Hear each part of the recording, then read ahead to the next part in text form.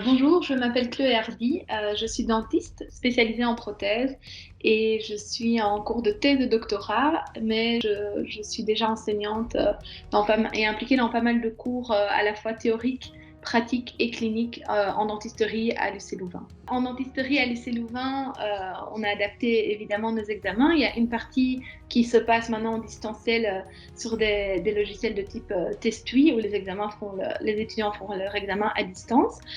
Pour une autre série, tout ce qui est examen clinique de fin de bac ou de fin de master, certains oraux sont quand même réalisés en présentiel, en respectant évidemment des mesures d'hygiène poussées, une distance sociale, un port de masque. Un troisième type d'examen c'est tout ce qui est examen clinique. Leurs soins aux patients ont repris avec une modification de l'équipement et des consignes. Mais en plus de ça, vu qu'ils ont eu un trou de presque 3 mois dans leur stage clinique, pour ne pas pénaliser les étudiants qui ont atteint déjà un quota et une qualité de soins qui leur permettrait d'être diplômés, l'UC Louvain a décidé cette année d'organiser des examens en préclinique. Une fois qu'ils nous ont montré qu'en clinique, ils savaient suffisamment bien gérer le patient, s'ils n'ont pas de patient pour passer leur cas d'examen, on leur propose de fraiser sur des dents, des fausses dents, sur un fantôme en laboratoire préclinique. La salle de préclinique sera remplie à moitié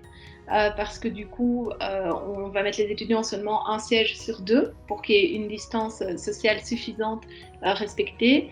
Tous les étudiants auront un masque, ce qui n'est pas toujours le cas quand on soigne les patients, enfin les faux patients sur fantômes. Quand on soigne les fantômes, on ne met pas toujours un masque. Et bien sûr, ils ne vont pas pouvoir faire des allées et venues comme ils veulent, ils ne vont pas pouvoir apporter des faits personnels, ils auront une désinfection des mains à l'entrée de la salle préclinique.